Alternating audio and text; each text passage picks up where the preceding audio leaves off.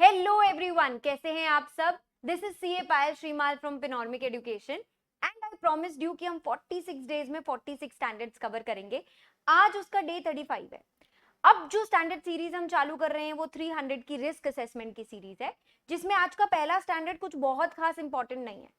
Planning and audit of FS अगर आप इस वीडियो से कवर कर लेंगे तो भी एग्जाम पॉइंट ऑफ व्यू के लिए सीए फाइनल के ऑडिट के सब्जेक्ट के लिए उतना काफी है, क्योंकि मैं कुछ हिंट्स और ट्रिक्स आपके साथ डिस्कस कर लूंगी एग्जाम आस्क्ड क्वेश्चंस का। नाउ गाइस, प्लानिंग सबसे पहले करते हैं ऑडिट की। प्लानिंग से फायदा क्या होगा? देखिए, फायदे के लिए आपको पहले ही हिंट बता दूं, POSDC। बचपन में जब हम मैनेजमेंट के अलग अलग प्रिंसिपल्स पढ़ रहे होते थे तो planning, organising, staffing, directing, controlling हम याद करते थे। वहीं से हमारे ये सारे बेनिफिट्स बन जाते हैं। पहले समझाती हूँ, बाद में ट्रिक यूज कर लेंगे। देखिए, अगर आप प्लान करके चलोगे ऑडिट में तो रिस्क कहाँ है वो पता रहेगा, और रिस्क जहां रहेगा वहीं हम अटेंशन दे पाएंगे, सभी प्रॉब्लम्स का टाइमली समाधान कर पाएंगे, टीम में किसको भेजना है उसकी सिलेक्शन और पूरी ऑडिट की ऑर्गेनाइजेशन बहुत अच्छे से हो पाएगी। अपनी ही टीम को डायरेक्ट करना, सुपरवाइज करना, रिव्यू करना, ये बहुत अच्छे से कर पाएंगे हम। एंड आपस परी में कंपोनेंट ऑडिटर्स, एक्सपर्ट्स वगैरह के साथ कितना क्या कोऑर्डिनेशन करना है, इस सब में प्लानिंग आपका हेल्प करता है। तो POSDC प्लानिंग तो टॉपिक खुद है। ऑर्गेनाइजिंग, स्टाफिंग की जगह सिलेक्शन, दोनों का सेम ही मीनिंग होता है। D for direction and C for coordination. ये आपका आंसर बन गया बेनिफिट्स का। नाउ गाइस, फायदे तो देख लिए। ज्यादा प्लानिंग करूं कि कम प्लानिंग करूं वो किस पर डिपेंड करता है। जितनी बड़ी ऑर्गेनाइजेशन और जितनी कॉम्प्लेक्स ऑर्गेनाइजेशन उतनी प्लानिंग ज्यादा करनी पड़ेगी।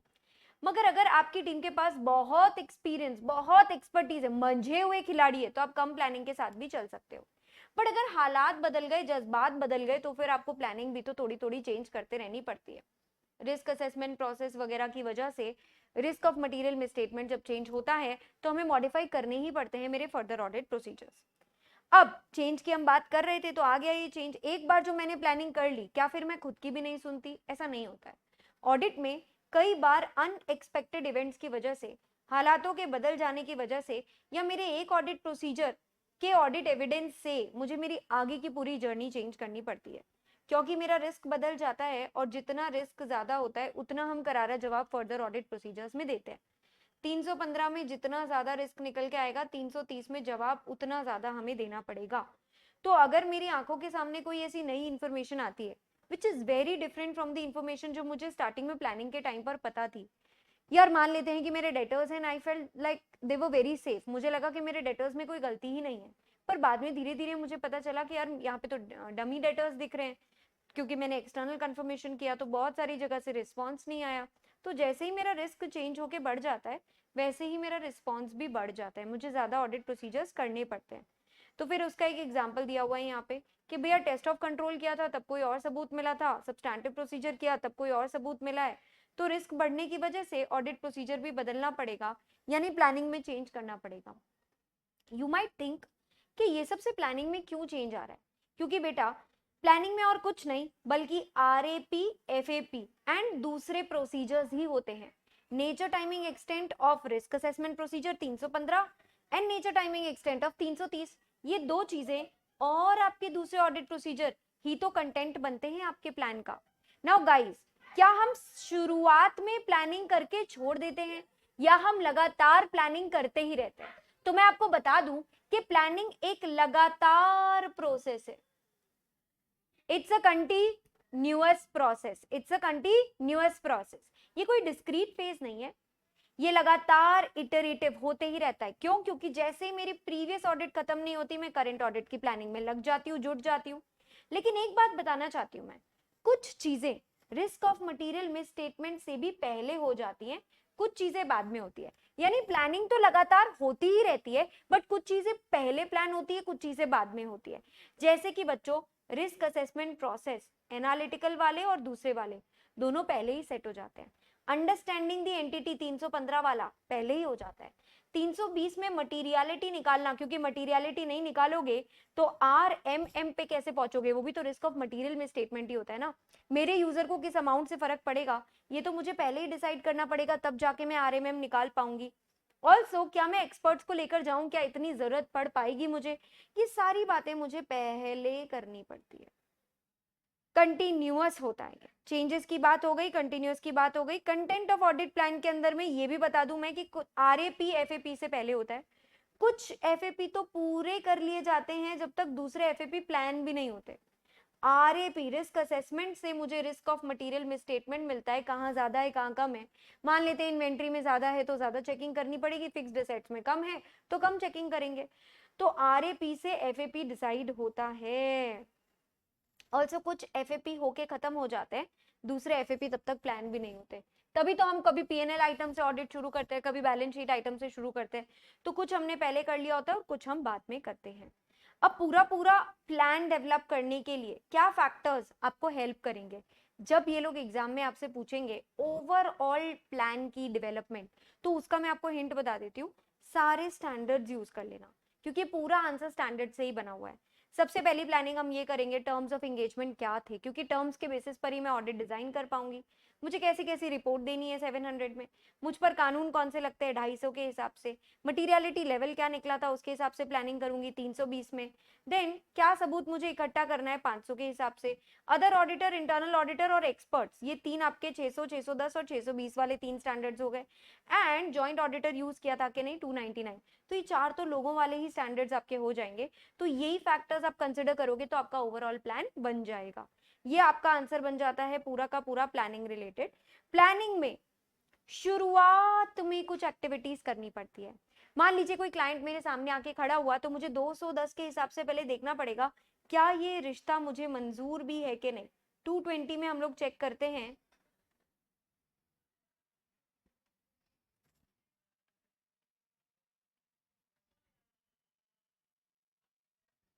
ऐसे 220 के अंदर में मैं चेक करूंगी कि क्या मुझे उस क्लाइंट की इंटेग्रिटी, क्या वो इंसान, क्या मेरे खुद के गिरेबान में मैं झांक के देखूंगी मेरा एथिक्स मुझे अलाउ करता है क्या ये रिश्ता कंटिन्यू करने के लिए। प्लस मेरी खुद की एथिकल और इंडिपेंडेंस रिक्वायरमेंट भी मैं 220 में चेक करूंगी। एंड 210 के हिसाब से टर्म्स ऑफ एंगेजमेंट भी मैं चेक कर लूंगी। ये तीन प्रिलिमिनरी एक्टिविटीज हमेशा करनी पड़ती है, टर्म्स भेजने पड़ते हैं सामने वाले को रिटन। अब कभी कभी पहली पहली बार जब ऑडिट होती है इनिशियल, ये तो हो गई आपकी प्रिलिमिनरी एक्टिविटीज, ये हर ऑडिट के पहले आपको करना है। पर जब आप किसी पर्सन की पहली बार ऑडिट एंगेजमेंट कर रहे हैं, तो उस केस में आपको कुछ एक्स्ट्रा चीजें करनी पड़ती है। वो क्लाइंट का रिश्ता मुझे मंजूर है कि नहीं वो तो करना ही पड़ता है, साथ साथ आप एक्स ऑडिटर से बात करके पूछते हैं व्हाई इज द एक्स। और क्योंकि आपका कोई प्रीवियस एक्सपीरियंस नहीं रह चुका है उस पर्सन के साथ, इसलिए आपको कुछ एडिशनल मैटर्स करने पड़ेंगे, जैसे कि प्रेडेसेसर ऑडिटर के अगर वर्किंग पेपर्स अवेलेबल है ना, they will be of great help to you. Management के साथ क्या डिस्कस किया था, क्या इश्यूज पैदा हुए थे अपॉइंटमेंट को लेकर के, वही टीसीडब्ल्यूजी से क्या बातें हुई थी। ओपनिंग बैलेंसेस के रिलेटेड सबूत अलग से इकट्ठे करने पड़ेंगे आपको। ओपनिंग बैलेंसेस के रिलेटेड सबूत अलग से इकट्ठे करने का कारण क्या हुआ कि भाई पिछले साल के ऑडिटर आप नहीं थे, तो क्लोजिंग बैलेंसेस के बारे में आप श्योर नहीं है, इसलिए आपको ओपनिंग बैलेंसेस अलग से देखने पड़ेंगे। देन और क्या ऑडिट प्रोसीजर है जो फर्म की खुद की क्वालिटी कंट्रोल में होती है। जैसे फर्म की खुद की quality controls are very strong, और कुछ कुछ फर्म्स में वो लोग खुद ही नक्की कर लेते हैं कि पहला साल है अगर मेरी ऑडिट का, तो my senior partner will review, one of the senior partners will review the work of another person. इस तरीके से ये आपका पूरा initial audit engagements related and planning related concept खत्म होता है। ऐसे 300 बोलता है स्ट्रैटेजी के बारे में भी, and you must know something, strategy is broader, plan is more detailed. Like strategy को जब बहुत एक्सपैंड करते हैं तो उससे प्लान बनता है। स्ट्रैटेजी से ज्यादा डिटेल्ड वर्जन प्लानिंग में इसलिए आती है क्योंकि स्ट्रैटेजी से ही ओवरऑल प्लान बनता है। तो आई कैन से नीव स्ट्रैटेजी रखता है और प्लानिंग आगे क्या करना है वो बताता है। सो स्ट्रैटेजी यानी आई कैन टोटली से ये पहले हो जाता है प्लानिंग से, लेकिन ये लोग कभी नहीं मानते। ये लोग कहते हैं दोनों ही कोई डिस्क्रीट या कॉन्सिक्वेंशियल या सीक्वेंशियल प्रोसेस नहीं है। ऐसा नहीं है कि स्ट्रैटेजी जिस दिन खत्म होगा प्लानिंग उस दिन शुरू होगा, दोनों पैरेलल चलते हैं, और एक में बदलाव आएगा तो दूसरे में भी बदलाव आएगा ही। पर मैं आपको स्ट्रैटेजी के बारे में और प्लानिंग के बारे में दो वर्ड्स बताना चाहती हूँ। इन दोनों का जो रिलेशनशिप का टॉपिक है उसमें हम ये चीज नोट कर लेते हैं। Strategy is always scope, timing and direction, जो भी रिसोर्सेज यूज करने हैं उसका भी और जो भी ऑडिट करनी है उसका भी। प्लान एकदम क्लियर है, ऑडिट प्रोसीजर्स के क्या नेचर होंगे, क्या टाइमिंग होंगे और क्या एक्सटेंट होगा। नेचर ऑफ ऑडिट प्रोसीजर्स मतलब कौन सा ऑडिट प्रोसीजर कर रहे हो, टाइमिंग यानी कब कर रहे हो, एक्सटेंट मतलब कितना कर रहे हो। तो जब आप आरएपी और एफएपी का एनटीई डिस्कस करते हो वो प्लान होता है, वो ज्यादा डिटेल्ड होता है और वो आपकी ओवरऑल स्ट्रैटेजी के ऊपर ही बेस्ड होता है। क्योंकि दोनों इतने इंटर रिलेटेड है इसलिए एक में बदलाव आएगा तो दूसरे में तो डेफिनेटली बदलाव आ ही जाएगा, पर स्ट्रैटेजी पहले बनती है और फिर गाइडलाइंस फॉर प्लान बन पाते हैं। जरूरी नहीं है ये डिस्क्रीट या सीक्वेंशियल है ऐसा ये लोग कहते हैं, पर हाँ प्लान डेफिनेटली ज्यादा डिटेल्ड होता है स्ट्रैटेजी से। स्ट्रैटेजी ओनली ब्रॉड ओवरव्यू होता है, प्लानिंग और डिटेल्ड वर्जन होता है उसका। हालांकि प्लानिंग और स्ट्रैटेजी दोनों ही बनाने की जिम्मेदारी किसकी होती है? ऑडिटर की होती है। हाँ वो चाहे तो कुछ कुछ मुद्दे मैनेजमेंट के साथ डिस्कस कर सकता है, बट बच्चों चेस के खेल में अगर आप अपने सामने वाले खिलाड़ी को अपनी अगली चाल पहले से बता के रखेंगे तो उससे मजा थोड़ी आने वाला है और कोई फायदा थोड़ी मिलने वाला है। इसके लिए ध्यान रखे जरूरत से ज्यादा ना कह दें ऑडिट के बारे में, कहीं अगलों को आपकी चाल ना पता चल जाए और आपकी ऑडिट की इफेक्टिवनेस खत्म ना हो जाए।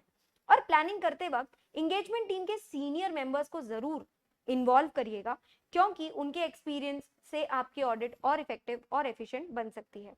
अब मैं आपको बहुत इंपॉर्टेंट आंसर कराती हूँ स्ट्रैटेजी के केस में। स्ट्रैटेजी बनाना ना QQTM से सॉल्व हो जाएगा। क्वालिटेटिव रिसोर्स एलोकेशन हम पहले करते हैं, फिर क्वांटिटेटिव करते हैं। देखिए हमेशा क्वालिटी ओवर क्वांटिटी वाला फंडा तो लगता ही है। यहाँ पे क्वालिटी कैसे इंश्योर करें? सबसे एक्सपीरियंस टीम मेंबर्स को और सारे एक्सपर्ट्स को रिस्की और कॉम्प्लेक्स एरियाज में ले जाके एलोकेट कर दें। फिर आपके बचे हुए सारे रिसोर्सेस को अमाउंट, बजट, इन सब में डिवाइड कर दें। मतलब आपके कितने टीम मेंबर्स हैं, कौन सी ऑडिट में जाएंगे और कितने घंटे आप किस ऑडिट को देने वाले हो, ये एलोकेशन कर लेना। फिर आता है आपका टाइमिंग। टाइमिंग के अंदर अपन कब ऑडिट करेंगे? तो देखिए कभी कभी हम 20 साल के अंदर में जाके सरप्राइज विजिट्स, चेक्स, इंटरिम भी कर सकते हैं, बट मोस्टली अपन की कट ऑफ डेट्स पर ही सारा काम करेंगे। Management, last step for strategy is DRS, direction, supervision and review. देखिए अपनी टीम को डायरेक्ट करिए उन्हें क्या करना है, उनको करते हुए उनका काम चेक करिए। एंड इसके लिए अपन पहले ब्रीफिंग मीटिंग रखते हैं, फिर डीब्रीफिंग मीटिंग रखते हैं। ब्रीफिंग मीटिंग में क्या होता है कि हम यानी एंगेजमेंट पार्टनर अपनी टीम को पूरा बता देता है क्या क्या काम करना है ऑडिट पे जा करके, और डीब्रीफिंग मीटिंग में वो करा के आते हैं काम और एंगेजमेंट पार्टनर को बताते हैं हमने क्या देखा, हमें क्या मिला, हमें क्या गड़बड़ हुई। फिर उनके काम की पूरी रिव्यू होती है। ये रिव्यू ना क्लाइंट के वहां जाकर ऑन साइट भी हो सकती है, ये रिव्यू वापस ऑफिस पे आने के बाद ऑफ साइट भी हो सकती है। तो ये असिस्टेंस या बेनिफिट्स का जब आंसर आता है स्ट्रैटेजी का तो वो हो गया। अब हम लोग स्ट्रैटेजी के अंदर में आखिरी टॉपिक देख लेते हैं, एस्टैब्लिशमेंट। देन डॉक्यूमेंटेशन करके आपका ये स्टैंडर्ड खत्म हो जाएगा। एस्टैब्लिशमेंट थोड़ा ज्यादा डिटेल्ड टॉपिक है और इसको याद रखने का बहुत सिंपल तरीका बताती हूँ। मैंने आपको स्ट्रैटेजी के लिए बताया था STD और मैंने आपको प्लानिंग के लिए बताया था NTE। तो आपका ये फर्स्ट पॉइंट S हो जाएगा स्कोप, T हो जाएगा सेकेंड पॉइंट टाइमिंग, C हो जाएगा third point directing. STD scope, timing, direction. तो स्कोप, टाइमिंग, डायरेक्शन से पहला 3 पॉइंट हो जाएगा। फिर देखिए जहां आप डायरेक्ट करेंगे ना अपनी टीम के एफर्ट्स, उसके रिलेटेड अगला पॉइंट होता है और लास्ट पॉइंट होता है NTE। लेकिन ये प्लानिंग वाला NTE नहीं है, ये रिसोर्सेज वाला NTE है। याद करें अभी थोड़ी देर पहले मैंने स्ट्रैटेजी के बेनिफिट्स में आपको सिखाया था कि स्ट्रैटेजी हमें बताती है कौन सा रिसोर्स लगाना है, एक्सपर्ट्स को कहाँ रखना है, कितने घंटे लगाने हैं ऑडिट में, यानी NTE of resources strategy set करता है कितना। ठीक है, तो E पॉइंट तो सबसे इजी हो गया। A पॉइंट कहता है कैरेक्टरिस्टिक्स ऑफ एंगेजमेंट, से पता लगाओ स्कोप क्या होगा, मतलब क्या क्या करना है ऑडिटर को अपनी स्ट्रैटेजी में। वो ये तो सेट करेगा ना कि मुझे ऑडिट बड़ी करनी है, छोटी करनी है, क्या क्या चेक करना है, क्या क्या नहीं करना है। फिर वो अपनी रिपोर्टिंग की टाइमिंग चेक करता है कि मुझे कब कौन सी रिपोर्ट किसको देनी है और मुझे कब किससे कितनी बातें करनी है। कम्युनिकेशन और रिपोर्टिंग की टाइमिंग की बात यहाँ पर हो रही है। थर्ड होता है डायरेक्टिंग। मेरी टीम के एफर्ट्स, मेरी टीम तो छोटी सी है, मेरे पास समय भी कम है, तो मैं पूरा एफर्ट कहाँ लगाऊं जिसमें उसको हेल्प करती है। Point number D. Point number D कहता है अगर एंगेजमेंट पार्टनर ने ना ऐसी कोई ऑडिट पहले से करके रखी होगी ना, उसको जरूर आइडिया होगा, पुरानी एक्सपीरियंसेस से वो आपको बता पाएगा कहाँ पे फोकस करना चाहिए। या फिर सपोज वैसी ऑडिट उसने कभी नहीं कर रखी है, मान लेते हैं किसी एंटिटी की फर्स्ट इंश्योरेंस ऑडिट है, तो कुछ तो प्रिलिमिनरी एक्टिविटीज करोगे ना आप। ऊपर देखकर आए ना हम प्रिलिमिनरी एक्टिविटीज, एक्सेप्ट करूं कि नहीं करूं, एथिक्स चेक करना, टर्म्स ऑफ एंगेजमेंट देखना, ये सब करने से भी बहुत आइडिया लग जाएगा आपको और आप अपनी टीम के एफर्ट्स कहाँ डालो आपको समझ आ जाएगा। तो these are the factors to be considered. 5 factors है। कैरेक्टरिस्टिक्स स्कोप डिफाइन करेगा, रिपोर्टिंग की टाइमिंग देखूंगी मैं, कम्युनिकेशन किससे किससे करना है उसकी भी टाइमिंग देखूंगी, टीम के एफर्ट्स कहाँ डालने हैं वो पता लगाने के लिए दो चीजें कर सकते हैं, या तो पुरानी कोई नॉलेज गेन्ड है तो उसको यूज कर सकते हैं एंगेजमेंट पार्टनर की, या फिर जो हमने 3 प्रिलिमिनरी एंगेजमेंट एक्टिविटीज करी थी उससे हम लोग डिसाइड कर सकते हैं। Also nature timing extent of my resources, कि मेरे को कौन सा रिसोर्स कहाँ पे कितना यूज करना है। देख लीजिए इसके अंदर के पॉइंट्स भी है, जैसे फर्स्ट स्कोप, स्कोप क्या चीज डिफाइन करेगा, जैसे एफआरएफ स्कोप डिफाइन करता है। एएस इंड एएस के बेसिस पर अगर मुझे ऑडिट करनी है तो वो मेरे को एक दायरा बनाकर दे देंगे।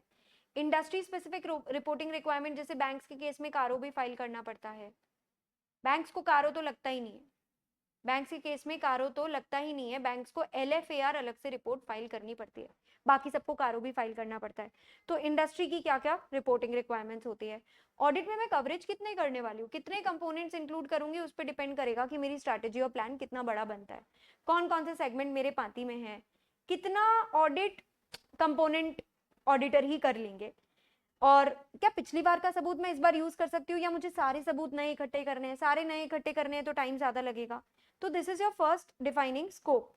सेकंड टाइमिंग, अब टाइमिंग ना दो चीजों को लेकर के थी, रिपोर्ट और कम्युनिकेशन। तो रिपोर्टिंग टाइम टेबल देख लूंगी, मैनेजमेंट के साथ मीटिंग्स करके nature timing extent of work discuss कर लूंगी, मैनेजमेंट के साथ मुझे जो डिस्कशन करना है कि उसको कौन कौन सी रिपोर्ट मुझसे कब उम्मीद में है, फिर मैं कितना काम हो चुका है कितना काम बाकी है उसके रिलेटेड, स्टेटस ऑफ वर्क के रिलेटेड जो उससे बात करती हूँ, मेरी एंगेजमेंट टीम आपस में कब बैठेगी, क्या क्या बातें करेंगी, एंड देन कंपोनेंट ऑडिटर से जो हम बातें करते हैं कि भाई तू मुझे कब तेरी रिपोर्ट देने वाला है ताकि मैं मेन रिपोर्ट दे सकूं, ये सब फैक्टर्स आपके डिसाइड कर देंगे रिपोर्टिंग ऑब्जेक्टिव्स एंड कम्युनिकेशंस। ठीक है, देन थर्ड, आप अपनी टीम के एफर्ट्स कहाँ करोगे जहां पर ये दोनों पुरानी चीजें आपको मदद करेंगी। मैं आपको खास करके बता देती हूँ, जहां भी मटीरियलिटी लेवल्स हाई होते हैं वहां अपन ज्यादा फोकस करते हैं, मोटे मोटे कंपोनेंट्स अकाउंट बैलेंसेस पे ज्यादा ध्यान देते हैं, हाई रिस्क एरियाज पे ज्यादा ध्यान देते हैं, जहां पे भी इंटरनल कंट्रोल में सिग्निफिकेंट डेफिशिएंसी मिलती है वहां ज्यादा ध्यान देते हैं, जहां पे भी इंपॉर्टेंट कंट्रोल्स लगाएं, कंट्रोल्स को इंपॉर्टेंस दी ही इसलिए गई है क्योंकि वो अकाउंट अमाउंट खुद ही इंपॉर्टेंट होगा। एंड देन एंगेजमेंट टीम को हम समझा के रखते हैं कि क्वेश्चनिंग माइंड रखें और प्रोफेशनल स्केप्टिसिज्म हमेशा रखें। इसके अलावा nature timing extent of resources में तो मेरी टीम को मुझे सिलेक्ट करना है, एक्सपर्ट्स कहाँ रखूँ मैं, स्पेशलिस्ट कहाँ हायर करूँ मैं, और एंगेजमेंट बजटिंग मतलब मुझे कितने घंटे किसको देने हैं और कितने टीम मेंबर्स कहाँ पे एलोकेट करने हैं। तो ये पूरा आपका आंसर बन गया एस्टैब्लिशमेंट फैक्टर्स का। ठीक है, इसके बाद आखिरी चीज बच जाती है, ये जो पूरे स्टैंडर्ड में हमने चीजें करी उसका हम डॉक्यूमेंटेशन लेते हैं, स्ट्रैटेजी, प्लान और प्रोग्राम, और इसमें आने वाले सभी चेंजेस, ये चार चीजों का हम लोग पूरा नोटिंग करते हैं। अब देख लो, स्ट्रैटेजी क्यों रिकॉर्ड किया मैंने, क्योंकि ये की डिसीजंस का रिकॉर्डिंग है जो जरूरी थे प्लान प्रॉपरली करने के लिए और एंगेजमेंट टीम को मैटर्स भी कम्युनिकेट करने के हिसाब से। ठीक है, देन प्लान रिकॉर्ड करने से nature timing extent of RAP, FAP, risk assessment और फर्दर ऑडिट प्रोसीजर्स दोनों का सबूत मिल जाएगा, और प्रॉपर प्लानिंग हुई थी, रिव्यू, अप्रूवल, हर चीज हो पाएगा अगर आप डॉक्यूमेंट करते हैं तो। प्रोग्राम या तो स्टैंडर्ड भी अपन रख सकते हैं बट वो अलग अलग ऑर्गेनाइजेशन का अलग अलग होता है, यानी हमें टेलर भी करना पड़ सकता है। और जो मोटा मोटा चेंजेस आता है इन सब में, चेंज क्यों आया था, फाइनली कौन सा स्ट्रैटेजी या प्लान अडॉप्ट हुआ था, और चेंजेस को लेकर अपन ने क्या रिस्पॉन्स दिया था, ये सब आपका मेन डॉक्यूमेंटेशन का पार्ट बन जाता है। इसके साथ आपका ऐसे 300 यहाँ पे कंप्लीट होता है। मिलते हैं नेक्स्ट स्टैंडर्ड के साथ। All the best, bye bye, take care.